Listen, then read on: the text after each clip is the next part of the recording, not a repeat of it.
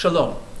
This week's Sedra, Tissa, contains the tragic story of when our ancestors, after 40 days after having received the Torah, having heard Hashem, God speak to them at Mount Sinai, fell into a panic because Moses, their man who had led them out of Egypt, had gone missing for 40 days and gone up to the mountain that was covered in lightning and clouds and fire, didn't take any food or water with him, and they miscalculated and thought that he had perished.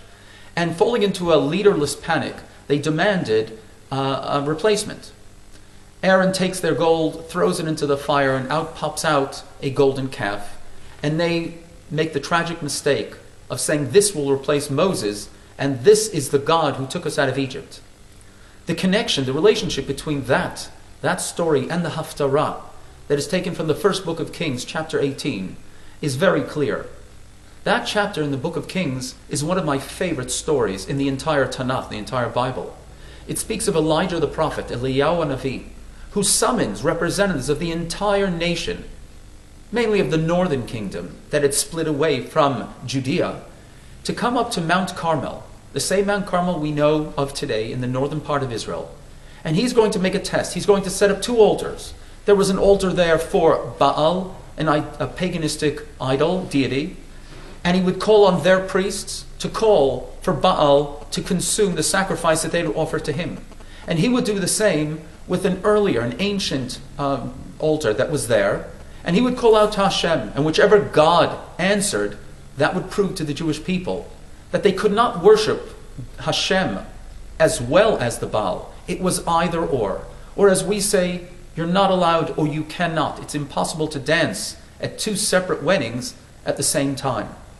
Eliyahu calls out to Hashem after the prophets of the Baal, of course, remain there standing with their tongues hanging out. No answer from their God.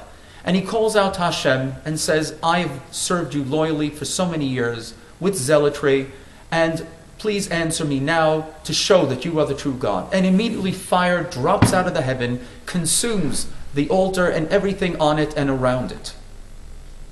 This chapter ends with the Jewish people falling on their faces and calling out, Adonai hu Elohim, Adonai hu Elohim. Adonai is the God. And they repeat this twice.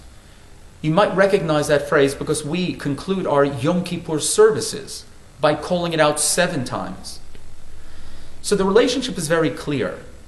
But the message that the sages wanted us to remember was, Elijah the prophet, Eliyahu Navi, he actually failed in that incident. And that's what makes the story so ironic and why it became one of my favorite stories. He put on such a show. He got Hashem to answer him and perform a miracle. And it seems, by what we read, everything worked out. The Jewish people were convinced. But the sages tell us in their writings that a day later, over the next few weeks, the Jewish people reverted to their worshipping of the Baal, that pagan deity. So for a moment, he managed to impress upon them that Adonai hu Elohim. But a one-time shock treatment to the system does not leave everlasting impression.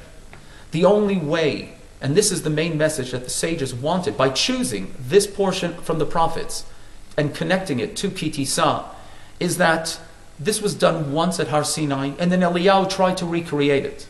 But the only way to instill faith, dedication, and loyalty is everyday living and everyday studying of the Torah. You have to work at it. It would be much easier if we could have these shows on occasionally, but it doesn't work that way. To be a good Jew, to get closer and closer to the knowledge and understanding of what Hashem wants of us, that's a lifelong endeavor, and it's a process that takes a lot of effort and dedication. Shabbat Shalom.